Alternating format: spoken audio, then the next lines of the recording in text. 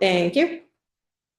Welcome back, everyone. We took a short break and we are back to the second part of our morning program, talking about the excess spending threshold. And we have Betsy James here at the table with us, who is going to take us through what it is and what it means and how we are doing work related to it tangentially. Can I add a just tiny bit of context of why we're taking this up or need to perhaps deal with it?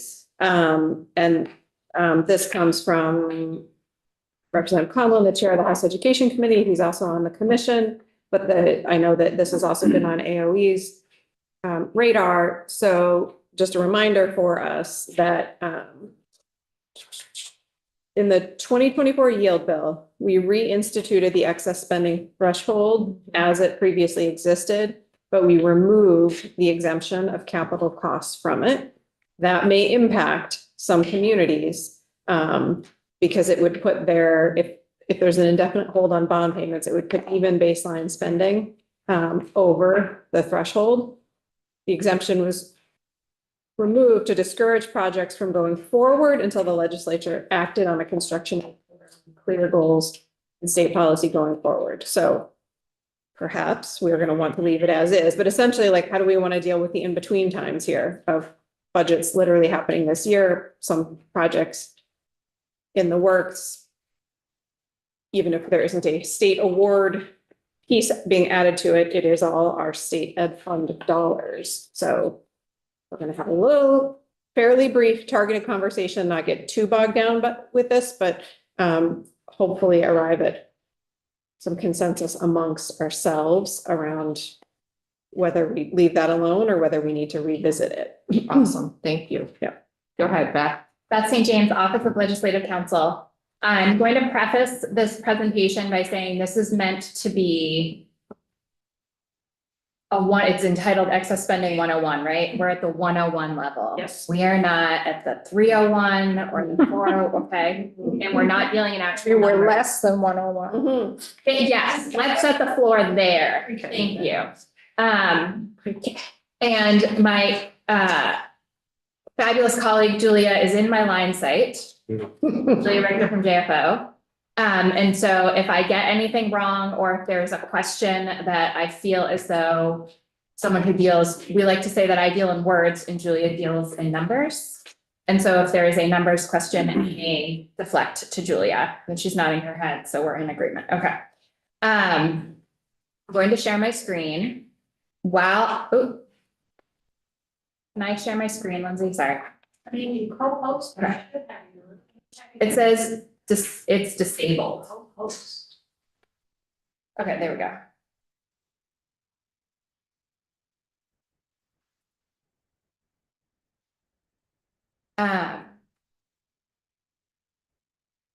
Does anyone on this committee feel as though they have a good understanding of what excess spending is in Vermont? No hands, just as my daughter likes to say, 50-50. Yeah. Okay. Yeah. So. Okay, so we're going to start with some definitions. So I'm the words person. The concept of excess spending, and spoiler alert, it's not actually called that in the law, and we'll get to that. But the concept of excess spending, you have to look in Title 16, which is education, Title 32, which is tax, and there's a little bit, but really crucial, especially in this context, in Title 24 related to municipalities and some capital reserve accounts. So in order to understand this concept, you have to look across 3 different titles. So I just want to ground us in, if this is confusing or seems complicated, it is. Okay, so the first definition we're going to look at is in Title 32 there. And it defines excess spending as, and this is taken directly from what the law, and you'll see an asterisk up there next to the subdivision 12. And then if you go to the bottom there is a hot link to the yield bill. Because this, if you go online right now, you're not going to see this language in this statute because the statutes haven't been updated yet. The language we are looking at here reflects changes that the legislature made last session that have gone into effect, but just haven't been published online yet. So excess spending in Title 32, we're in the tax world, right? Is defined as the per pupil spending amount of a district's education spending, plus any amount required to be added from a capital construction reserve. So we're getting that reference to the municipalities area of law in Title 24. That is in excess of 118%. That 118% prior to July 1, 2024 was 121%. So that was a change made last session. Of the statewide average district per pupil education spending, increased by inflation. And we increased by inflation by using the New England Economic Project Cumulative Price Index, which you will hear referred to just as NEEP, N-E-E-P, NEEP. And the legislature rebased this. I can't remember what it was previously. I think it was 2015. You'll see here from fiscal year 2025 through the fiscal year for which the amount is being determined. Previously, the base was year 2015. So that was another change that was made, rebase, okay? So that's the definition of excess spending. That's nice that we know what the definition is, but how does that impact tax rates, right? This is when we talk about the excess spending penalty, this is what it actually is, this education property tax spending adjustment. That's the actual term in the law. So it is the greater of one or a fraction in which the numerator is the district's per pupil education spending plus excess spending for the school year, and the denominator is the property dollar equivalent yield. So this is for the property tax. There's a whole separate income tax spending adjustment. It is very similar, but for the purposes of this conversation, remember, we're not even at the 101 level. We're going to just talk about the property, how we calculate excess spending penalties in the realm of property taxes. There are equations, and I have some number examples as we go on. Okay, so now we're going to go to Title 16. It's clear we need to figure out what education spending is because that term is used a bunch of times in the previous slide, right?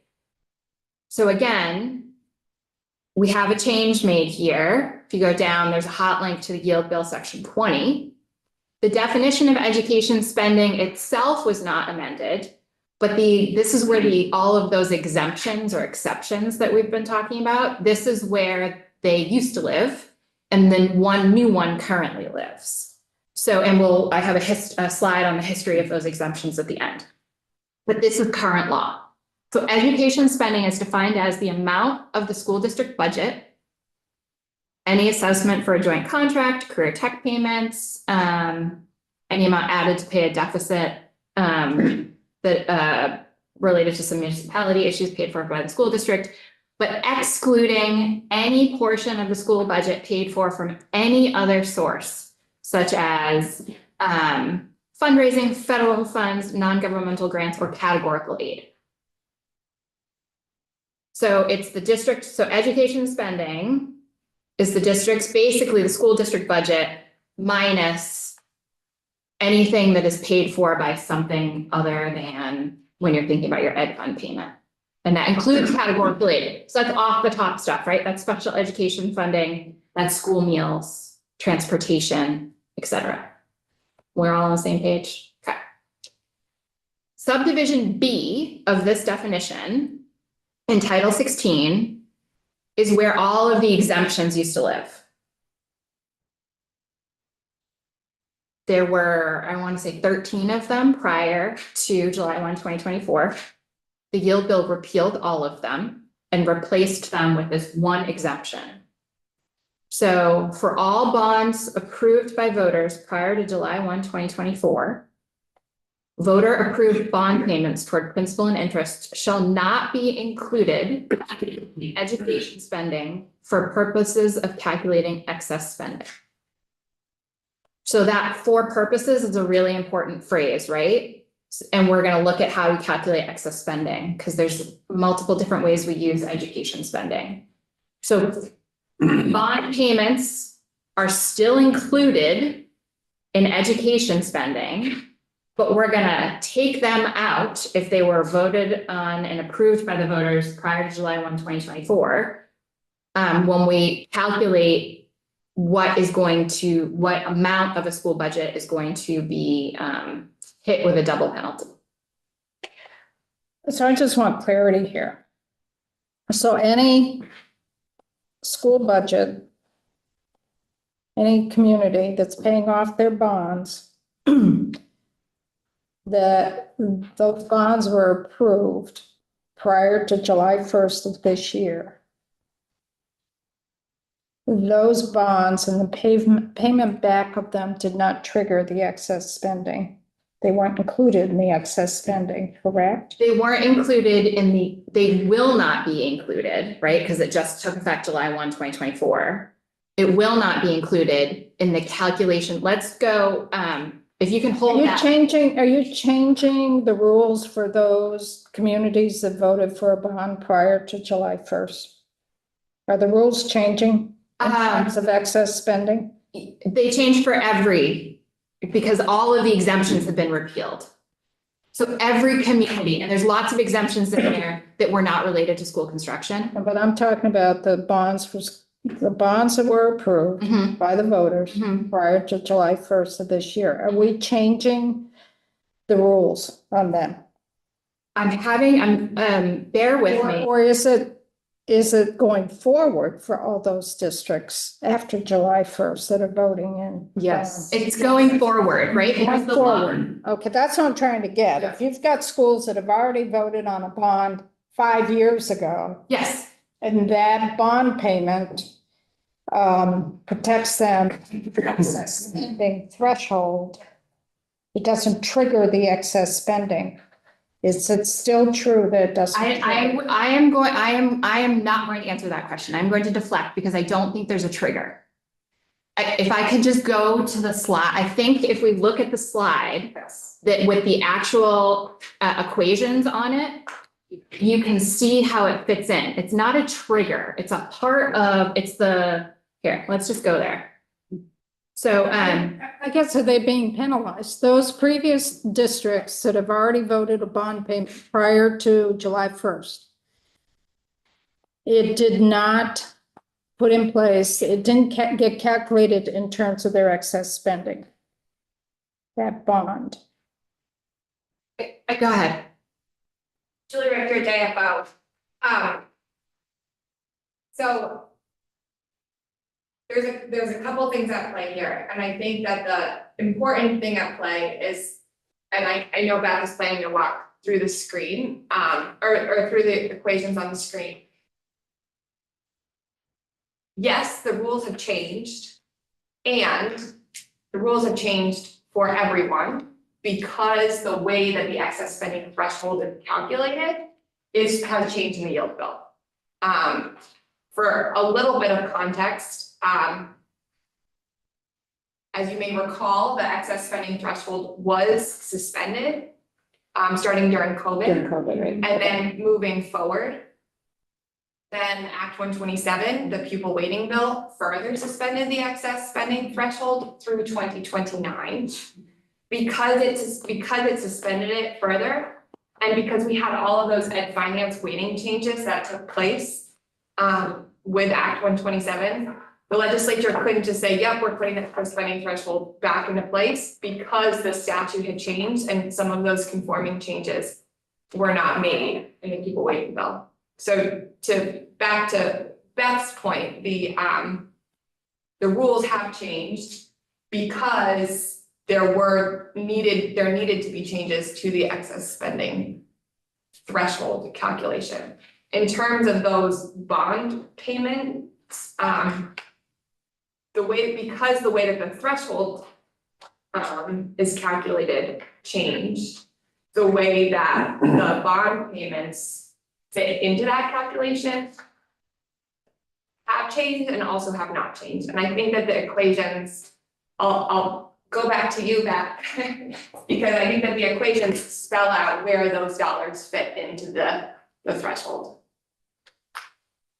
So we're just gonna walk through this. This is how you calculate, and I'm using the term that we all use colloquially, the excess spending penalty, but remember, it's a property tax adjustment. And that's the title of the definition. So first you have to figure out what the threshold is, and the threshold is calculated by taking the average statewide per pupil education spending, which if you remember back to Julia's presentation, we're calculating per pupil education spending by dividing education spending by long-term weighted ADM. So the statewide average per pupil education spending times 118% times inflation. Okay, and that's going to give you your threshold. So if a school district's per pupil education spending is below that threshold, regardless of what they are spending their money on, it could be bond payments. It could be, Oprah coming to visit. I don't know. If it's education spending, if it is below that threshold, we do not trigger any sort of penalty calculation. We all move on.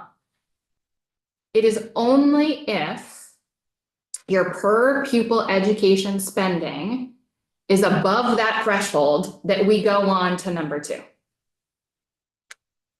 So we need to do a new calculation. So we've got the threshold, just keep that in the back of your mind. Okay. So now we need to figure out, so essentially what the excess spending penalty is it's looking at the threshold, it's looking at your per pupil education spending that is above the threshold. So if you skip down to the example here, if a district spends $18,500 per pupil and the threshold is $18,000, that $500 that is over the threshold is double counted for tax purposes. So you are double taxed on that $500.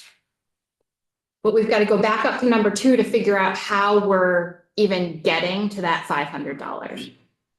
So in order to figure out what, where that, how to get to that 500, you're going to, I'll just read it. For the purposes of calculating whether a district is subject to an education property tax spending adjustment,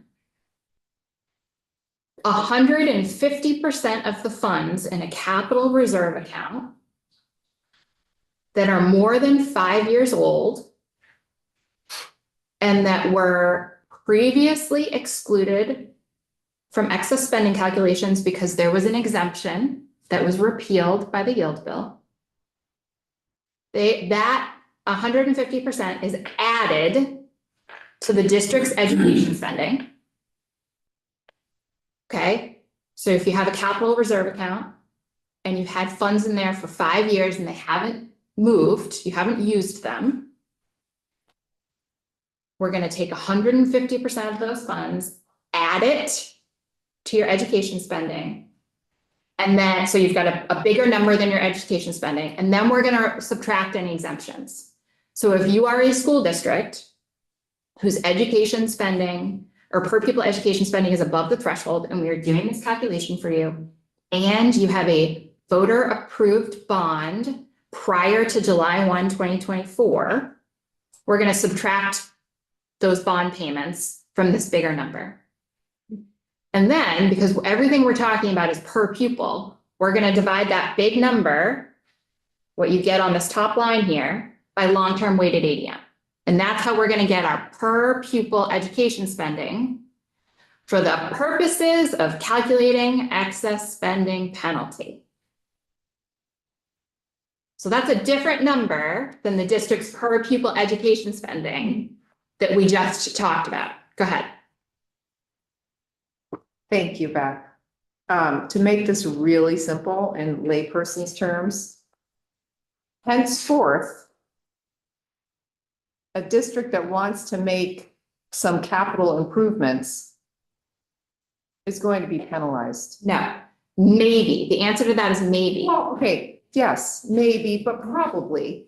I can't answer probabilities, Okay. right? This is where I am the Unless word. they lower their per pupil spending. I am the word person, right? I am not the numbers person. And so I just want to be super clear here that the only way we get is calculating the penalty is if your per pupil education spending is above that threshold, and that per pupil education spending is going to include bond payments. I get that. So maybe, And in the real world, the districts that have low per pupil spending are unlikely to pass a bond. So I see, I'm sorry, but I know you're the word person, but I do see there being a place where these worlds collide. But I'll just leave it at that. I am also a lawyer, so I also deal in hard facts and evidence, right? And so I can't, if you had someone who came in and presented all of that, I'd be like, yeah, that makes sense. But I haven't seen that, so I can't say that makes sense. Yeah. So we're still not done yet, though, so we're gonna move on to number 3. So number 2 is what we're using to calculate whether you're above the threshold. And if you are above the threshold, then we're gonna take your per pupil education spending that is just calculated the way that Julia calculated it last time for you. So education spending divided by long-term weighted average. Plus what you are over the threshold. We're gonna add those together. And we're gonna divide by the property yield and you have the tax rate. So what's happening here is that your per pupil education spending on the left here already includes this money. Right? So if we look at the example, if a district spends $18,500 per pupil and the threshold is $18,000, the $500 is going to be double counted, right? So that $500 is here and you're adding it back in here. And so it's essentially double taxed, that just what's over the threshold. That's it. That's the excess spending penalty or the the adjustment. The only exemption. So the yield bill repealed all exemptions in place prior to July 1, 2024. We can look on the next slide what those were. The only exemption is that pre-July 1, 2024 voter approved bonds. And so that means that if a bond was not approved by voters, it will, prior to July 1, 2024, it will be included in the district's education spending for determining property tax spending adjustment. Regardless of when the bond was approved, the payments towards principal and interest will always be counted in the education spending for your base tax rate, regardless. Because it's debt spending. It's only for the calculation of the excess spending that we care. And so that's what this is saying. If an exemption is applicable, it only decreases the amount that is double taxed, not the district's overall education spending. And so these were the exemptions in place, and I will make it bigger. Prior to July 1, 2024. And I put at the end of most, if not all of these, the year that the exemption was in. So you can see it's all over. These exemptions have popped up year after year. So there was prior an exemption, remember, not from education spending, but for the purposes of calculating excess spending. For approved school capital construction that has received preliminary approval under the current program. 2009, Mhm. we started the moratorium in 2008. That's why this was put in. And real world, I'm gonna switch to real world for a second.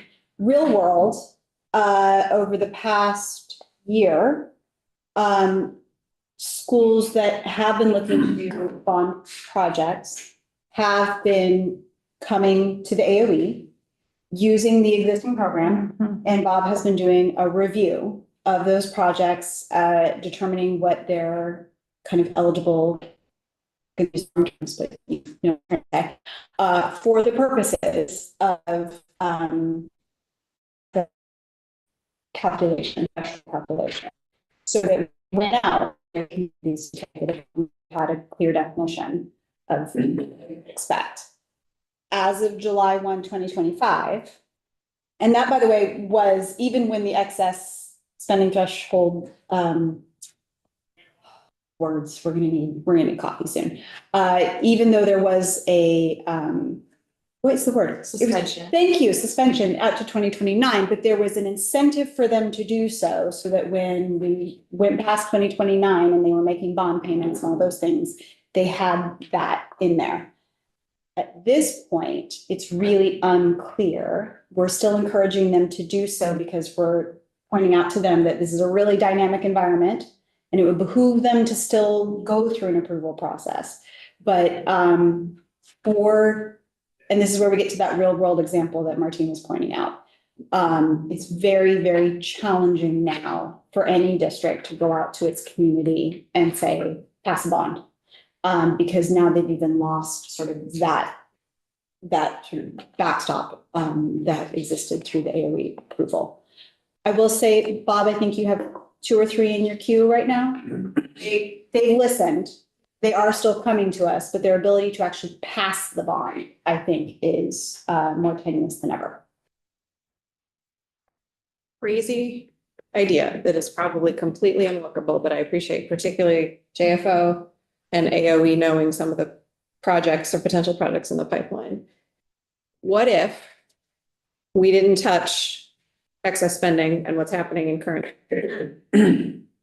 But what if we built into this, instead of any kind of base that used to exist, and I think you and I are kind of headed in the same direction here, Senator Weeks, of like, given our current environment, we need to be really focused on the strategic pieces. So maybe there isn't any automatic chunk a project gets, a Woodstock or Colchester, whatever it is. But maybe there's a mechanism that advisory board, and it might come too late, so it might need, could do like case by case excess spending threshold reviews. Like instead of making a blanket policy right now, because we're kind of in this awkward space, I think we're kind of thinking about some specific projects, but we're not sure.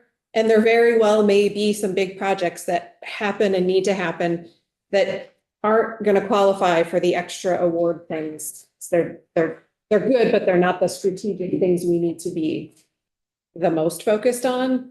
But is there a process by which those communities, those districts could at least get a more thorough look at whether they shouldn't be penalized with the excess spending threshold?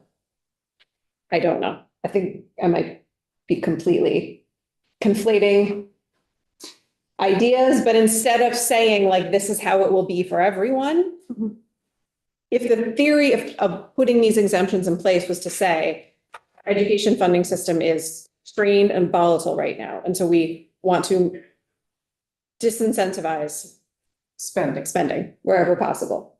Can we say, but we will create a path that you could, at a minimum, there might not be any extra state strategic incentives coming your way, but you could at least avoid.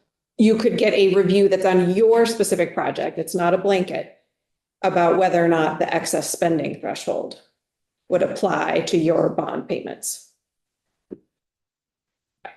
Like some sort of, I'm trying to find some compromising middle ground, realistic, real world. Yeah. And knowing we have all these different kinds of projects, maybe it isn't, maybe we don't need to be making a policy that fits all when it comes to the excess spending threshold right now, or unwinding the policy that was put in last year, but allowing a place for specific review of a project for that access to that.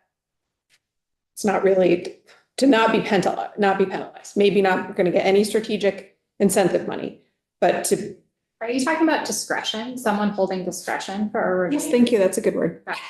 So I'm thinking of this, and I'm gonna look at Julia. Yeah, I'm really looking at kind of Bob and Julia and Chris here. Is this like, I'm thinking of a similar concept, but I don't wanna say it out loud in case I'm wrong. Do you, I'm seeing you nod your head. Do you wanna? Sure, I don't know what concept you're thinking about. Okay. So I I'm need to work on your mind meld, because this is. we're usually pretty insane, but, I think that, to your point about Brady, I think that there's. It seems like some sort of middle ground that from a financing perspective could work. The important thing that I would flag Yeah. is. Taking a step back, you've got these school districts, some school districts may be able to pass a bond. If their per pupil spending is really on the low end, or if it's below that average 10, 20, 18% times inflation, the excess spending penalty doesn't matter right, for them. So we're really talking about the school districts that have a per pupil spending that's going to be above the excess spending threshold. And we're talking about, for those school districts, how is excess spending going to be calculated? And there could be, that would be a policy choice Yeah. to say, okay, there is some sort of person, group, whatever, or criteria, in which case if all of these things are met, or this board determines that it's okay, then that could be a carve out for the purposes of calculating excess spending. From my mind right now, I don't see any Yeah. financial or fiscal I mean, from a, challenges in terms of doing that. I will also flag the consideration, which is in my mind, of the school construction task force, which is working on you're all working on this longer term vision in terms of school construction, a school construction program. So there's also I think the fiscal question of when, as we all know, when these bonds are voted on and approved, those dollars are being agreed to be paid. And those dollars are being paid unless a policy change is made. Those dollars are being paid by the statewide education fund, which is borne by property taxpayers across the state. So it is a question from my mind of, if you're putting those dollars into the education fund, or saying, yeah, we're going to incentivize or support those dollars being paid out of the ed fund, what is the route in terms of having them fit into the? I think that's where I see maybe a nexus with this, which is that if we're gonna create some sort of, and we're gonna come back to governance this afternoon in our draft bill, if we're gonna create some kind of advisory board, some sort of, Green Mountain Council for school construction that's doing that strategic incentive piece, is that a place where this other power of some discretion could sit? In my mind, from a policy perspective, it makes sense that if you're a low spending district and you put together a bond and it gets passed, that's your prerogative. If you're a high spending district and you're gonna go for a bond, that's probably the one from a statewide perspective that we need more discretionary eyesight on, whether or not that's a something, that's gonna end up in the ed fund that all property taxpayers pay. Can I just point something out? That you may be a high spending district, but if your HVAC system is broken and your roof is leaking, you still have the need for capital improvements. I think the excess spending threshold is great. I think we need to have it. I think it's coming in direct conflict with the fact that we have this old portfolio of buildings that we want to collectively do something about. It just seems like it's very conflicting, and I don't see how we're gonna, unless we can do what Rep. Brady's talking about, then. Yeah, and if I can add a comment, so I do think maybe there wasn't necessarily a recognition that there is an agency approval process that comes into this. So it's, eligible construction costs, right, which are reviewed and evaluated by the agency to generate that number. And so it is not a robust construction program, right, that reviews and improves everything, but there is a mechanism by which we are saying that these are the eligible costs, right? So there is a backstop that does exist in creating that kind of excess spending sort of determination. So that's not the right words. I said the wrong words, Beth, ignore that, but you know where I'm trying to go. So, yeah, I watched a presentation I think you did between Holidays and Beans last year, and I thought you had a graph that showed the numbers. It was like a line that showed the school districts and which ones exceeded the threshold. How many schools have it told you, or how many districts? So I don't know the number of districts. I can certainly go and look into that. That was based off of modeling where the school districts were still trying to pass their budget, right? Yeah. And we also don't know where school districts are going to be bidding with their budgets this coming year. Right. So that will be determined. The latest estimate, which I actually have from the AOE for the excess spending threshold for the coming fiscal year is 16,103. Per weighted pupil. So Julia, I don't know. can I ask I'm gonna ask a like how the sausage gets made question. Let's use the Woodstock example because it's a real world example, right? So they had a project and it was 99, so we'll call it, nice round number, 100 million. Bob did the review on that project and he determined that 82 million was the MCSP. okay, 82 million was the maximum square. cost. Thank you very much. Okay, so that, that 12 million, that was the sort of extra, right? That is what would have been added in the excess, like if they went above the threshold, right? And then you were doing their calculation, it was that 12 million that would have been included in their calculation. Question mark? Or it was the bond payment on their, That's a really good question, because see, that's one thing I was going over with, trying to understand the other day, with Cassandra. Because the award would have been 30% of the MCSP. So just say the MCSP was 80, the award would have been 24 million. They would have to go to bond, the difference between, say, rounded up 100 million to the 24, right? So the difference between the MCSP and the actual project costs, I don't think it's that which ties to the excess spending. That's where we have to find out, when it comes actually to the bond, are the principal interest payments based on the difference between what the state award was and their final project? but let's set aside that there's a state award. Let's talk about like what Woodstock, if Woodstock had passed a bond Yeah. in, let's say, June 30th of 2024, Yeah. how would that $12 million difference be?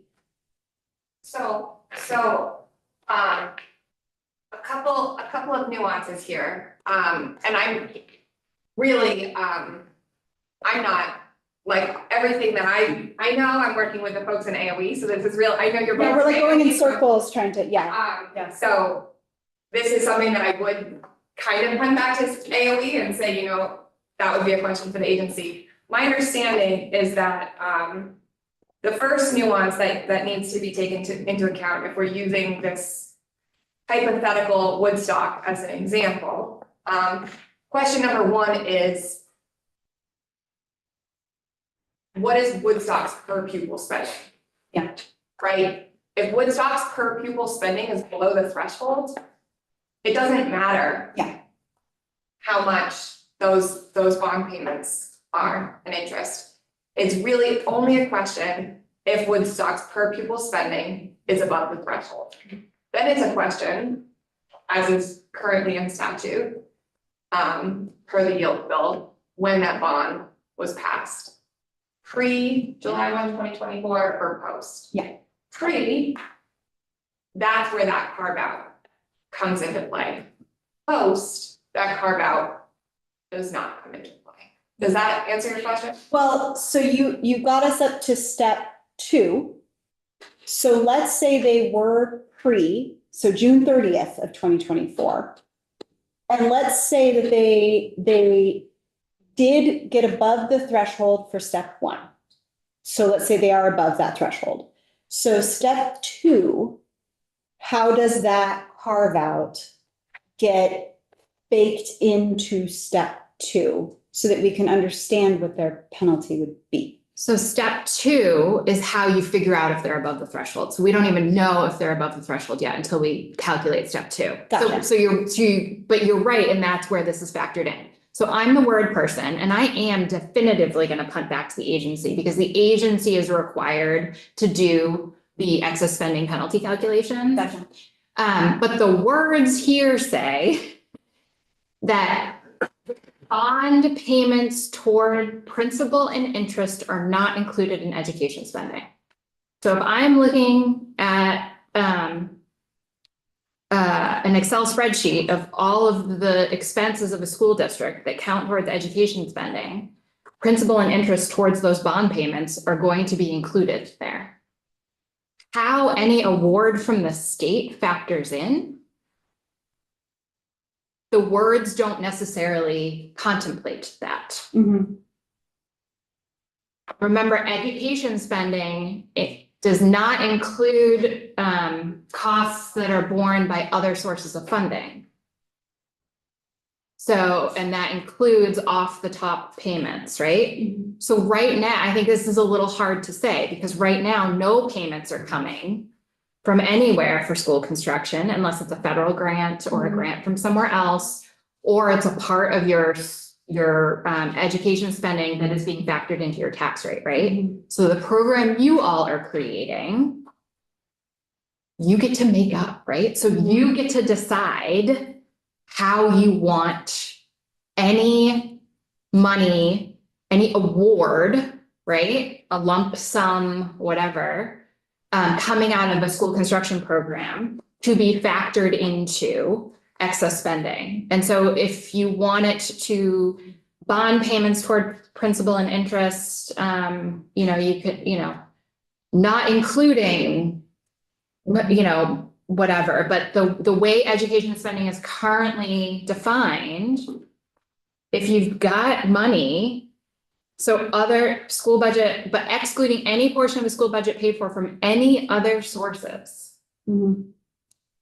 So you get to decide if the program you are created is going to fit into one of these other sources and therefore is naturally excluded from education spending calculations for the excess penalty, or whether you want to just factor that in some other way.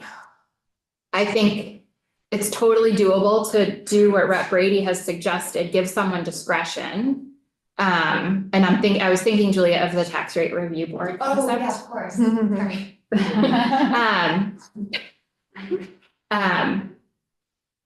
Discretion always makes me nervous. So I would encourage you to think about who is holding that discretion. How much discretion do they have? Is there a mechanism to appeal that discretion, right? Current law says if you have a complaint about a decision made, you appeal that to Superior Court. That costs money and time. And, so that's all policy things to think about if you were going to create that level of discretion, but we can make that work. So can I kind of throw a curveball?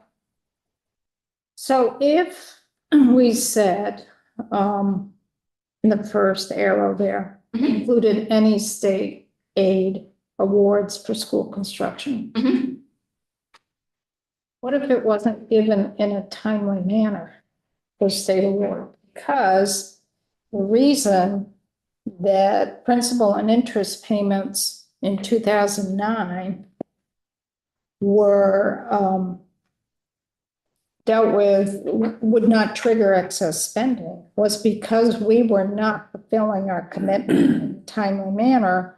So school districts were paying the principal and interest on that 30% state share they were not receiving.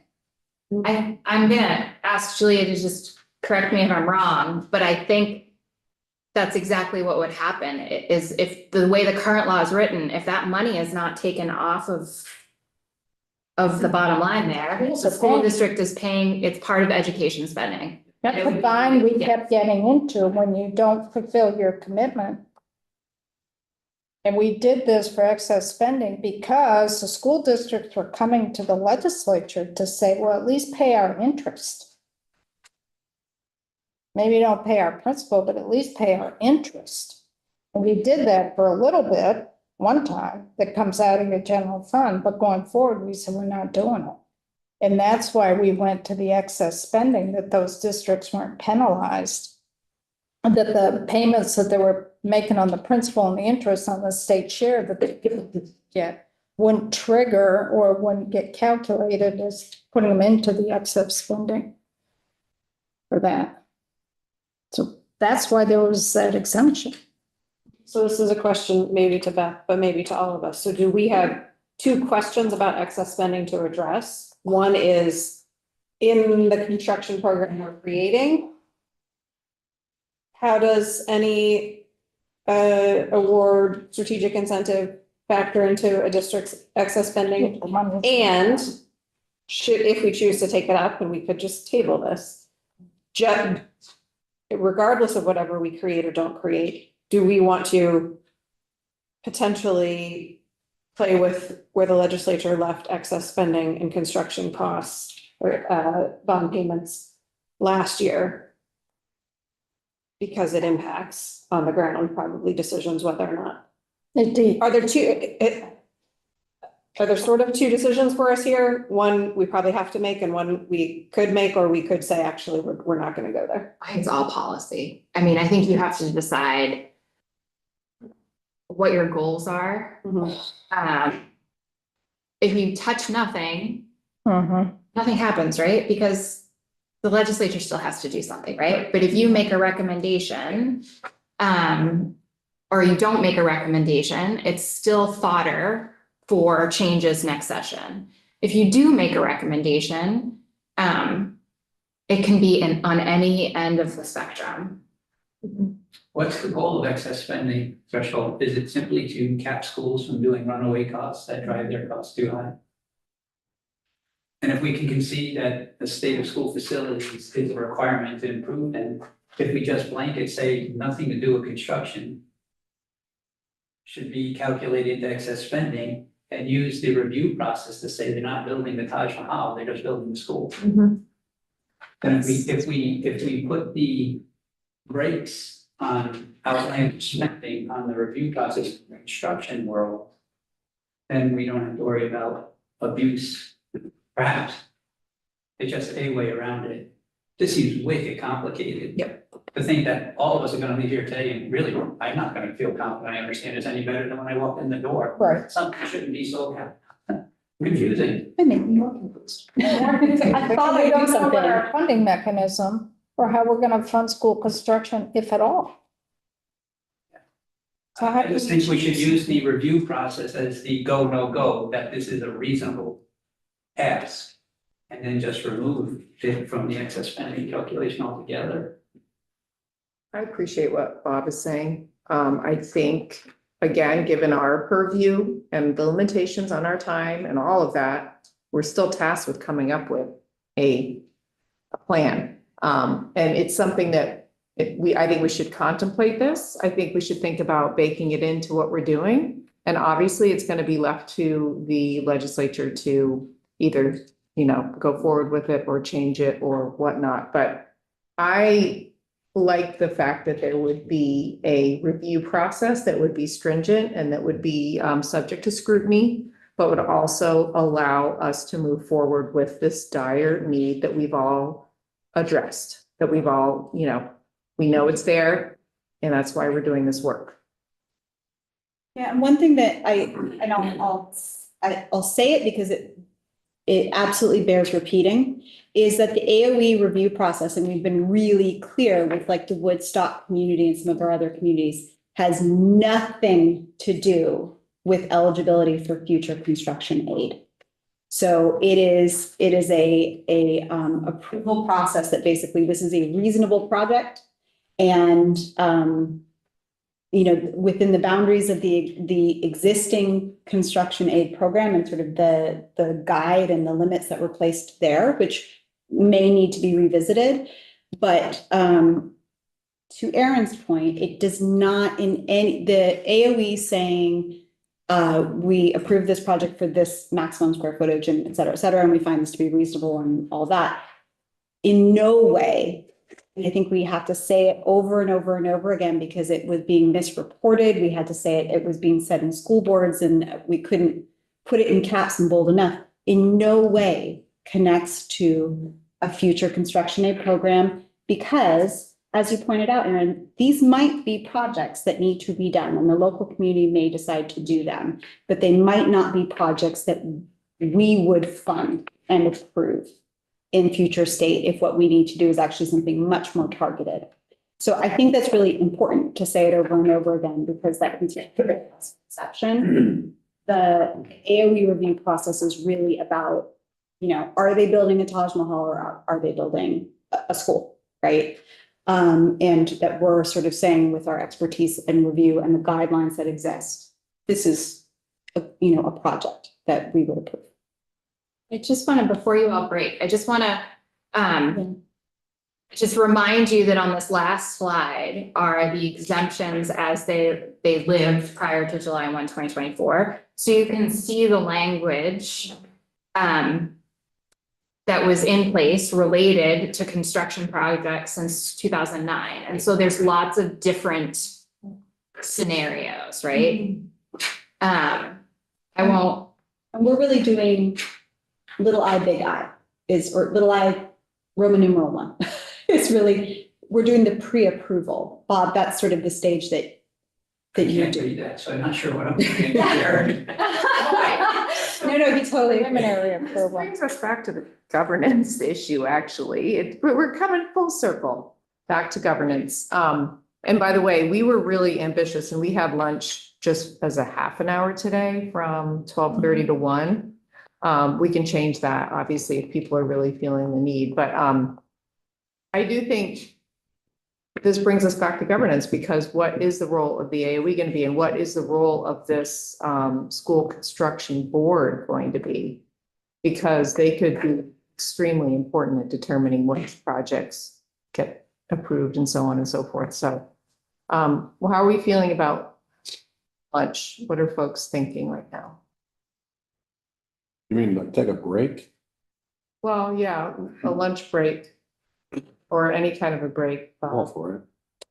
30 minutes. 30 minutes, I think is fine. Do we want to stick with 12:30 to Yes. 1 or do we want to go 12 to 12:30? Let's keep I working. see. Yeah, okay. Want to keep working? Keep working. I mean, we're in the middle of a conversation here. I don't want to break it up. Okay, everyone okay with that for another half an hour? You want me to 20 stay in the minutes seat or or do you whatever. want- Yes, please.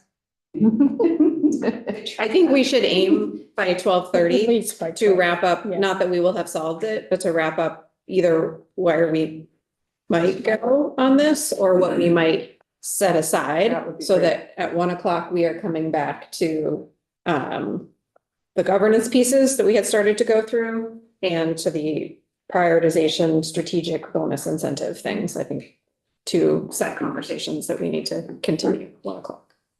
Can I make a suggestion for the continuation of the excess spending conversation? Don't think of it in terms of our current law and our current the words in statute. I would encourage you to just have a conversation about what your goals are. What is it that you want to impact tax rates or not impact tax rates or be penalized or not penalized in just common layman's terms? And then we can build that into wherever you're going. Yep. If your ultimate goal is to say any money a school district spends in bond and or principal and interest payments on a project that has been approved by yada, yada, yada is not subject to any penalty. But if there is a project that's out there that has not been approved, you want those bond, just we can build it. Does that make sense? I would go back to my sort of crazy idea I lobbed out there, and I see in terms of where we're going, state award incentives or strategic incentives are this one part of the program we're building. And we need to acknowledge that there may be construction projects happening that are not going to meet those criteria, but are perfectly coherent, worthwhile. We're not going to do anything in terms of like extra incentives for those. But we could have a process where there's some review of them to say there shouldn't be any penalty for you for doing that. And excess spending might be that mechanism where we need to review it. I don't think the reality is that anybody's building Taj Mahals. I think the reality is that in our current ed fund, we cannot afford for everyone to even make the upgrades they should be, sadly. So how can we at least allow for some of that, but with some review? And if excess spending is a mechanism that works well in terms of district decision-making and behavior around budgets, perhaps we hold on to that and use the review of, so rather than like you get a 20% base, it's you get a chance to not be penalized. I realize this is not, we are not building the ideal, but we're in the reality we're in. You have, if you go through the prioritization part, you make it through the process, then you could at least get to a baseline about we won't be penalized in excess spending. The strategic stuff is what actually starts from zero, not from a 20 or 30% base. That's my thought on kind of end game, like what we're building towards without putting it in the legislative language or some of the exact mechanisms as they exist. Senator Weeks. Just for clarity, since we have the experts in the room. Yeah. So for excess spending, so if a community were to bond for a renovation or new construction or what have you, and it actually exceeds that, in this example, the 18,000 per student, who actually pays for the excess? Is it locally or is it diluted by the education fund? Both. Yeah, so thinking back to the structure of the ed fund and ed finance in general, essentially what the excess spending threshold is saying, if you are qualifying for that double tax on those over dollars, it's saying that your tax rate is going to be increased more than if you were not in excess, so to speak. Where those dollars are raised, they're raised both in the community and in the state as a whole. Essentially what the excess spending penalty is doing is it's saying the local homestead tax rate is going to be bumping up more than if the excess spending penalty didn't exist. That being said, those local homestead property taxes are still state dollars.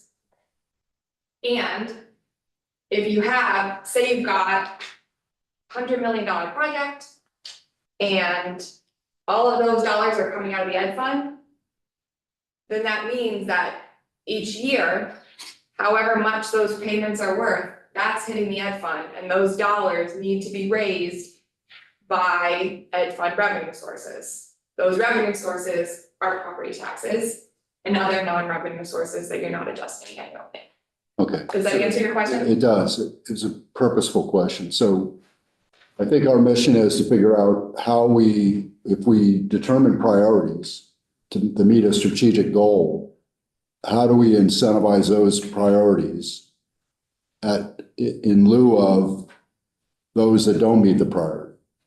Like who pay, because we're essentially, the ed fund is paying for the bulk of the taxes go in to the ed fund and come back to the community. We're still paying for whether it's a vetted project or an unvetted project. And that's where we need to incentivize the vetted projects that meet the strategic goals. It's a lever that I think sense we're trying to create. Except that I think they're all sort of vetted in some way. We're talking about vetting and then saying, we're putting some more oomph behind this because this is the strategic direction we're moving in. Yes. So is that, correct me, tiny writing. So in the existing statute, and I was saying, I think what we're doing right now, like the work that Bob does when he does these pre-approvals for folks, is essentially that it's little I, Roman numeral 1. And it's approved school capital construction for a project that received preliminary approval, blah, blah, blah, blah, blah, including interest paid on debt, provided the district shall not be reimbursed or otherwise receive state construction aid.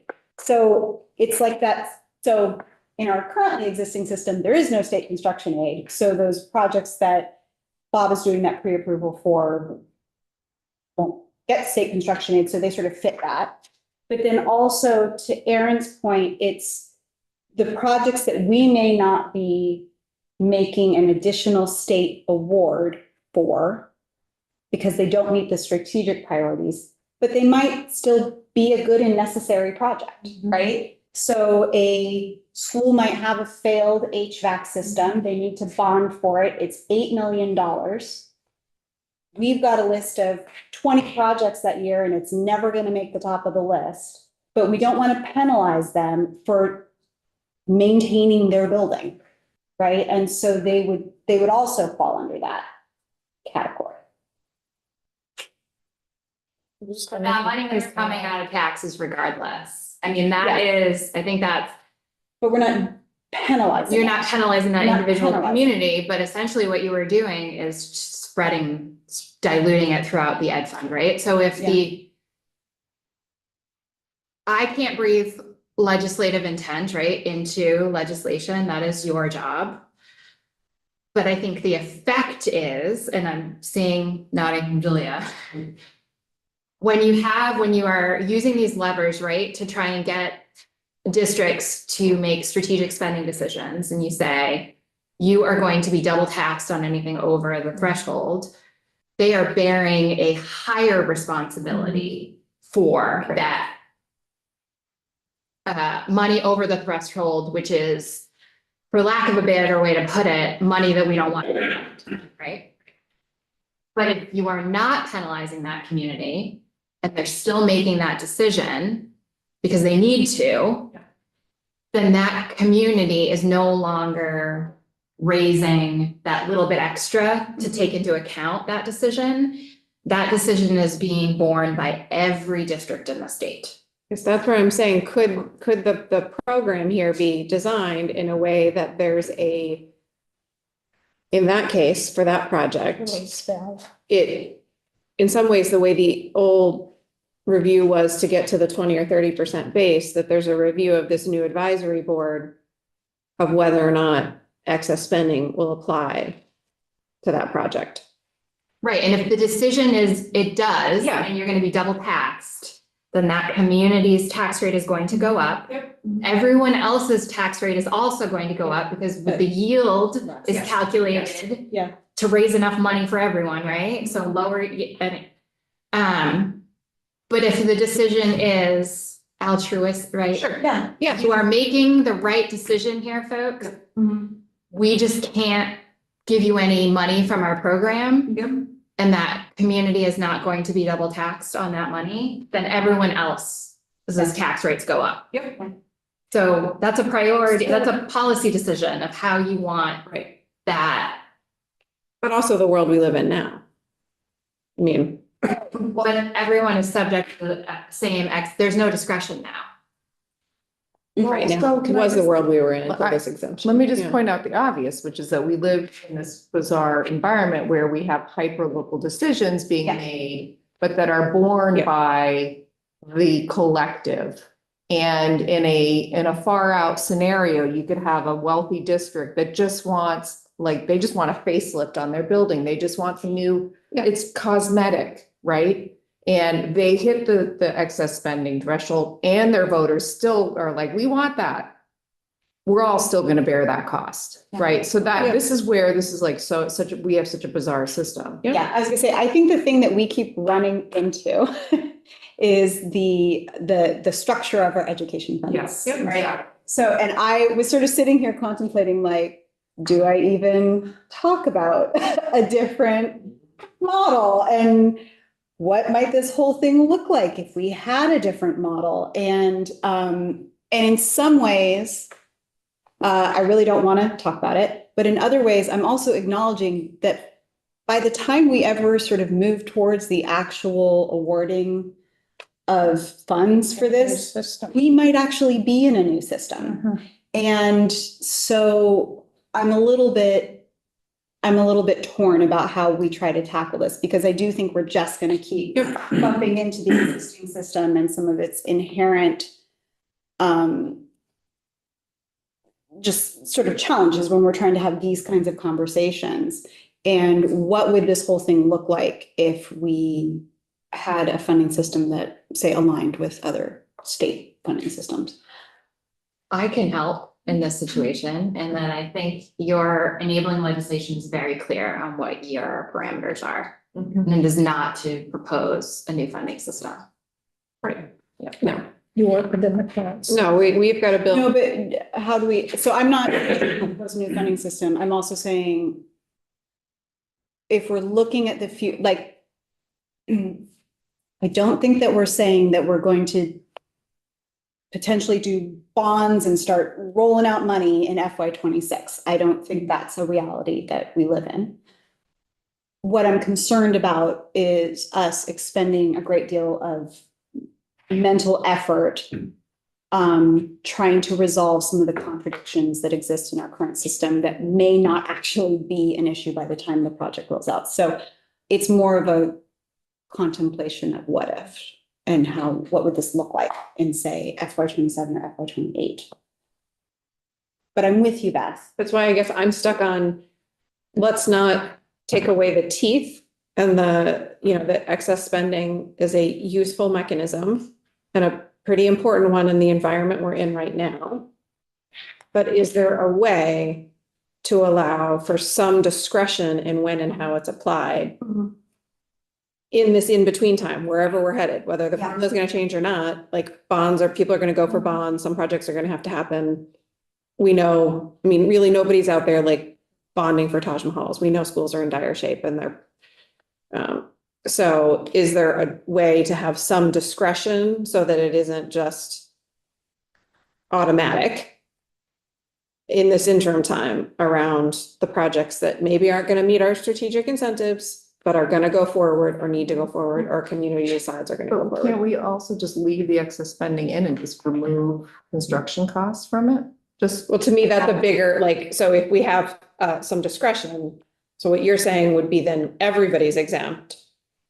It's just potentially more money is being exempt than under a scenario where there's some discretion about which one, whether it, if it is part of the advisory committee and they decide, yep, Colchester Middle School is an absolute and needs a ton of work, or Williston Central School, yep, that's great that you're going to do some like really 21st century stuff, but you did some big upgrades 10 years ago. It's really not in that bad a shape. You're going to, if this is going to run you into excess spending, you're going to hit excess spending and your taxpayers are going to feel it. Everyone's going to feel it, but your taxpayers are going to feel it a little bit more because you've locally made that decision. Like it's continuing to straddle this local decision-making statewide fund. So if I we don't know. did the discretion, what entity Right, is going to do it? Yep. What are the parameters? right, Is it going to be subjective right, or is it going to be objective? right. Do we make a list of what would qualify for Yep. that exemption or not? Do they need to promulgate rules? I mean, there needs to be some structure Right. for that group to Yep. make that discretionary decision. It can't be based on an ad hoc situation. Absolutely. So do we lay out those parameters? And if we do, what is included? I mean, that's All policy decisions.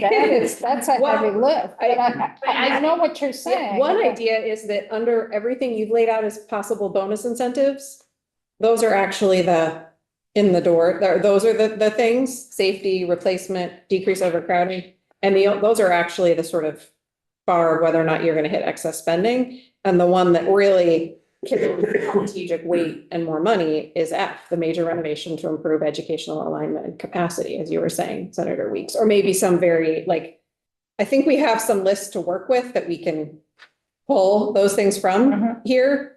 And if anything, I think less is more. I think we keep it really short and tight. We've just added a whole bucket of words. Just did. This might be, I don't know if it's a silly question, but why are we looking at allowing excess spending exemptions right now? To foster construction, to like, to get people to start having Right now, construction today. now? Because I think some districts are saying, and I'm not saying that we should be. Right, Questions on the table, because some districts are saying, well, in this limbo world now, where there's no exemptions, right. But if do we're you, going forward with a bond. We're gonna get We're slammed. gonna get, yeah, and aren't we doing the thing that we're supposed to be doing, which is we've engaged our community, we've got a master plan, we got the AOE approval. And we're gonna actually invest in our decrepit buildings. The goal of excess spending, when it was first put in place under Act 60, right, the goal of excess spending was to keep our school budgets down. Yep. but That was the goal. And then along comes school construction that we were not meeting our obligation, which then put more pressure on their budgets. So that's a simple look. So the question now is, because excess spending, any construction that they would do now, they will be penalized because that could bring them into the excess spending threshold, which then what Martine was saying, that's going to de-incentivize folks from doing any construction. yeah, and I get that, but you also are up against, without having a program standing that in a way kind of sways people to construct towards the future, we're looking at possibly allowing a lot of people to spend a lot of money that on a building that might not be something that we really want to invest money in right now. That's So that- because we don't have the money to the program for AOE to work with those school districts to see, hey, what you're doing right now. Maybe you don't want to do it because the useful life of your building is gone. Right. We have a We don't have that misalignment. check. We have a misalignment of time, right? We just have to sort of acknowledge that, right? So we have significant deferred maintenance. That is, yeah, that Some needs that to be have- addressed. Schools have no guarantee that there ever will be a state construction aid program. And so it's really a challenge for them to hear a message from the state. Hang on, just hold on, like as the buildings are, Falling apart. I'm not really exaggerating. Some of these buildings are literally crumbling under them right now and they can't, and we're losing in-person learning days. It's a real thing.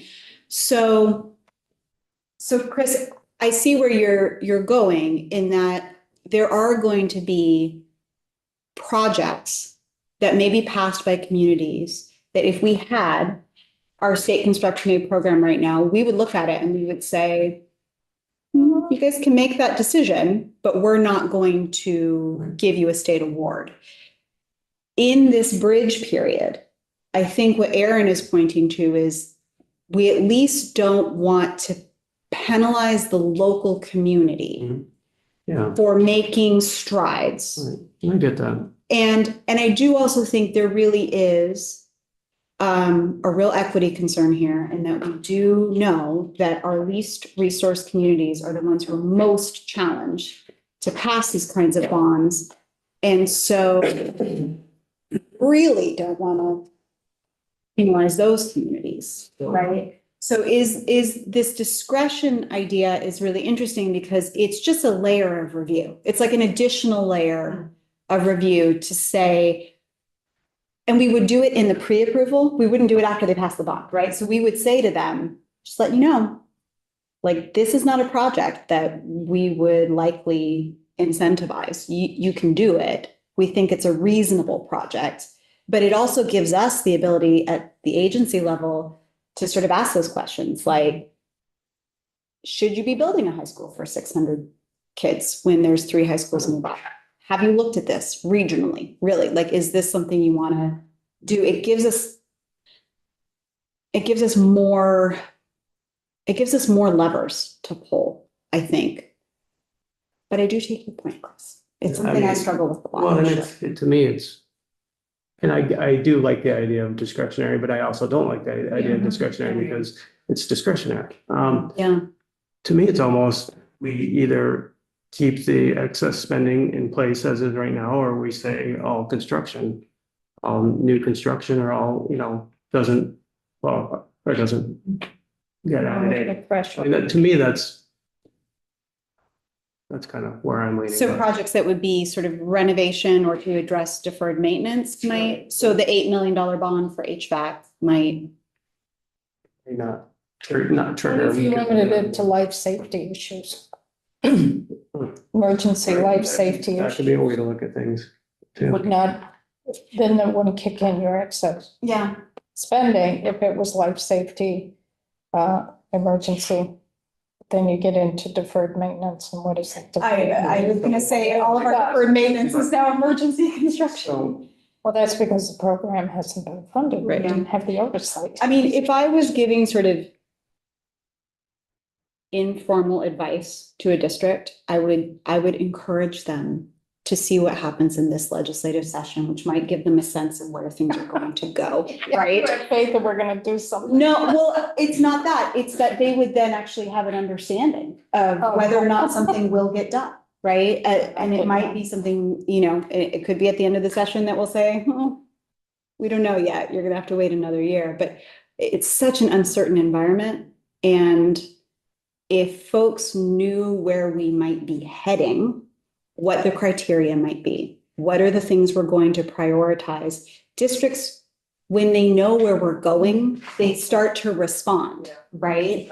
And right now, there's so much uncertainty that I don't know, as a district, it would be incredibly challenging to try to figure out what projects to do, where to go, what the consequences will be. Like, I feel for them. They are trying to do right by their students and they don't have the tools. And I know Senator Weeks has a question, but I mean, just to add to the complexity of this, we no longer can negotiate healthcare costs at a local level. And yet healthcare costs go into the excess spending, into that world. And that's being done at the state level now. So it's just, I don't know, it's very frustrating. Go ahead, Senator Weeks. Yeah, just a question, since again, we have a subject matter experts in the room. This one's for the numbers expert.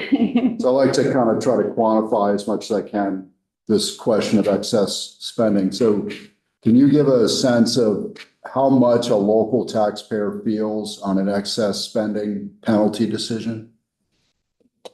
It completely depends on the district, so completely depends on the district's education. Just spending. ramen, just some, It's, I'm not trying to be opaque. The challenge is it depends on the district, depends on the district's ed spending. It also depends on every other district and their spending. It also depends on all of the state level policy choices as well as the setting of the yield.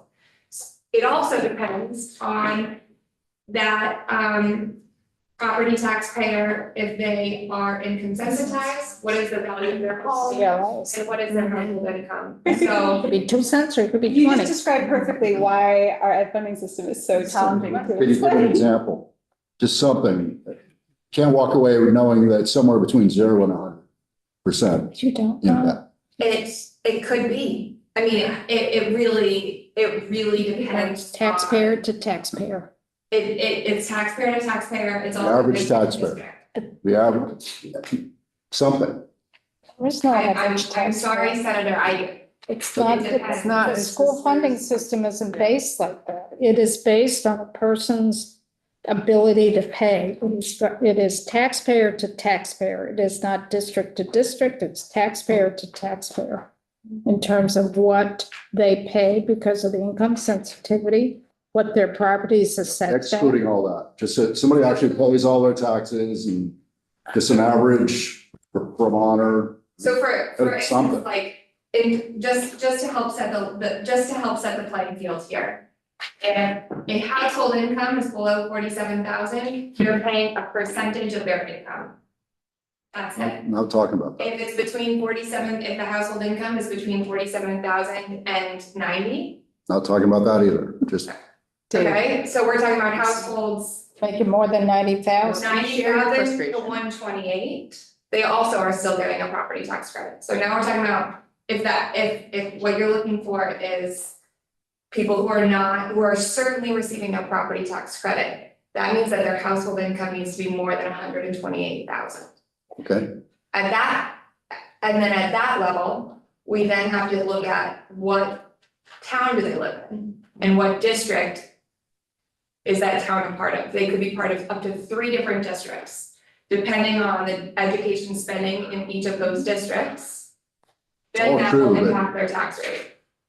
how can we articulate this to a constituent if we can't articulate the impact of what excess spending really means to them? And it's gotta be something, come on. Here's the rub.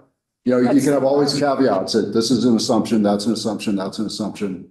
And in the end, it's some fuzzy area like, Dave, Well, you're the legislator. You're this is you. But This this is- is not on her. This is on you. This is on us. These are our decisions to make. but these are decisions, I'm asking for decisions that have already been made. I'm not talking about modifying anything. I'm talking about what is it right now? Legislator. So real world example, in Woodstock, one of their school board members, I think, actually took it upon themselves when they were talking about this bond to literally run property tax scenarios, I think, for every household in the district. That was the level of detail that was required to be able to explain to folks the impact of decisions. So I think, Dave, what you're expressing is the frustration that any average Vermonter feels when they're trying to understand how decisions around spending impact their tax dollar. So that is the reality. There is no answer that can be provided to you because what it actually requires is a giant spreadsheet with the value of the home and the local tax rate, and all of those things that Julia just described. So I understand the frustration. I think most Vermonters feel this frustration right now. Fixed. And that's the bigger conversation. Okay, so if you take it away from the taxpayer, but then apply it just from the perspective of a district. If a district makes this decision to go through, move above the excess spending limits, how much is paid for locally and how much is paid for from the state education fund? So- Something. So, I really don't want to keep saying it depends. Depends. And it depends. Never mind. The challenge is that, so the challenge is that the education, it is the statewide education fund. It also depends on the local grand list. So all of the property taxes that are being raised are going up to the education fund. I get that, but an example, an illustration, something just to illustrate the impact would be very, very helpful. Because otherwise, If you have a specific situation that you would like me, if you were to come, and we could talk about this offline, if you were to say, this is the household income, this is the property value, this is the district, this is the assumed yield, then we can work on that. Beyond that, I can't say in a public setting, here's a number that's based off of all of these caveats that are impossible to express. And we don't have a recent example because there's been a suspension of this, right? So Julia can't say, 3 years ago, Addison Central had this penalty because there hasn't been, there's been a suspension for really quite a long time. a So, suspension of all excess spending. yes, After yes. COVID, it was all, and then because of the complexity that waiting added, the extension was continued. Okay. So we have to go back to probably 2019 to really see tangible. And the challenge with that is the excess spending penalty or threshold that was on the books before was 121% of the FY 15 equal education spending per equalized pupil. Yeah. So we no longer have equalized pupils, we've got new pupil weights. And we've moved the average education spending from FY 15 to FY 25, that's a 10-year jump. Yeah. We also now have the lack of exemptions that did exist in statute before because of the passage of the yield bill. So unfortunately, there's no apples to apples comparison. And even if we were to go back to FY 19 and say, yeah, all of these policy levers that impact excess spending have changed, we still want to look at what happened in FY 19. The challenge is that there's some districts that are passing a bond, and if they're not above that threshold for per pupil spending, they're not being impacted by the excess spending penalty. It's only the higher spending districts, it's only the districts that are falling above the threshold that all of this policy conversation even goes back to. It is 12:30, and I know our cognitive energy is running low, our frustration is running high, all interested in cracking parts of this nut, and it is incredibly complex, and we're running into that. So let's try to set it aside, take a deep breath for lunch, come back at 1 o'clock and find a place to leave the excess spending piece briefly. We'll put a time limit on it and then get back into our discussions around where we were just before this with prioritization / strategic, and hopefully also back to the governance piece. That's supposed to be the easy part.